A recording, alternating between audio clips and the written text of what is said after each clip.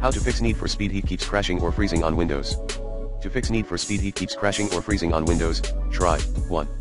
Update your graphics driver using the recommended Avast driver updater in this video guide. 2.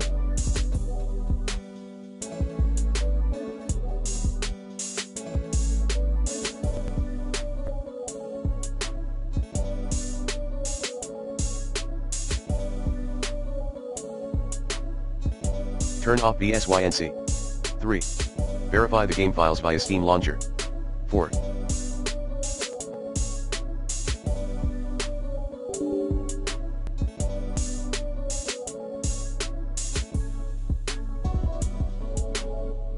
Disable firewall. 5.